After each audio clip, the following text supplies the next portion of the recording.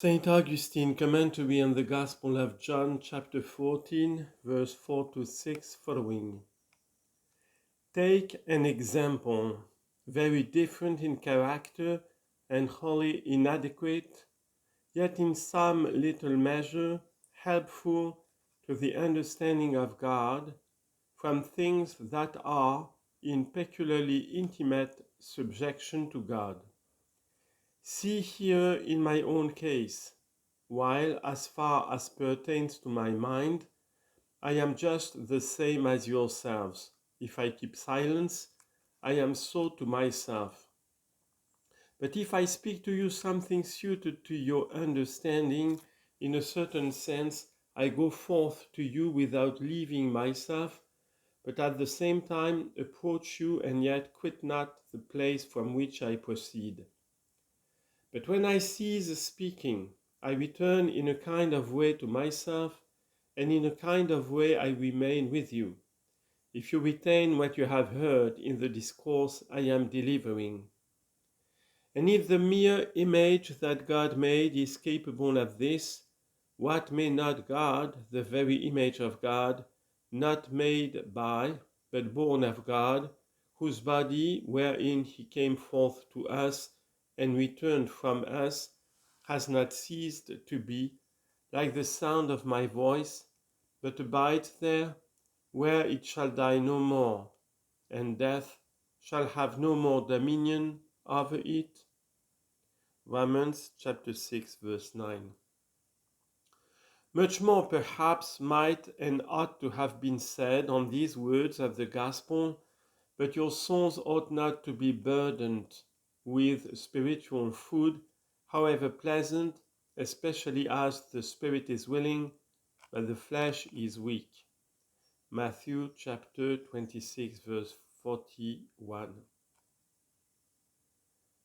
Chapter 14, verse 7 to 10, Tractatus 70.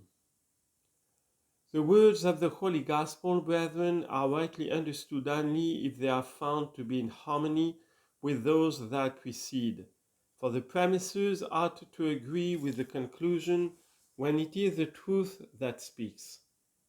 The Lord had said before, "And if I go and prepare a place for you, I will come again and receive you unto myself, that where I am, there you may be also." And then had added, "And whither I go you know, and the way you know," and showed that all he said was that they knew himself. What therefore the meaning was of his going to himself by himself, for he also lets the disciples see that it is by him that they are to come to him. We have already told you as we could in our last discourse. When he says therefore that where I am there you may be also, where else were they to be but in himself? In this way is he also in himself, and they therefore are just where he is, that is, in himself. Accordingly, he himself is that eternal life which is yet to be ours, when he has received us unto himself. And as he is that life eternal, so is it in him, that where he is, there shall we be also, that is to say, in himself. For as the Father has life in himself, and certainly that life which he has is in no wise different from what he is himself as its possessor, so has he given to the Son to have life in himself. Chapter 5, verse 26. Inasmuch as he is the very life which he has in himself. But shall we then actually be what he is, namely the life, when we shall have begun our existence in that life that is in himself? Certainly not, for he, by his very existence as the life, has life, and is himself what he has. And as the life is in him, so is he in himself. But we are not that life, but partakers of his life, and shall be there in such wise as to be wholly incapable of being in ourselves what he is, but so as, while ourselves not the life, to have life as our life, who has himself the life on this very account, that he himself is the life. In short, he both exists unchangeably in himself and inseparably in the Father. But we, when wishing to exist in ourselves, were thrown into inward trouble regarding ourselves, as is expressed in the words, "My soul is cast down within me." Psalm 42, verse 6. And changing from bad to worse, can't even remain as we were. But when by him we come unto the Father, according to his own words, "No man come unto the Father but by me," and abide in him, no one shall be able to separate us either from the Father or from him. Connecting therefore his previous words with those that follow, he proceeds to say, "If you had known me, you should certainly have known my Father also." This conforms to his previous words, "No man cometh to the Father but by me." And then he adds, "And from henceforth you know him and have seen him." But Philip, one of the apostles, not understanding what he had just heard, said, "Lord, show us the Father, and it suffices us." And the Lord replied to him, "Have I been so long time with you, and yet have you not known me, Philip? He that sees me sees also the Father."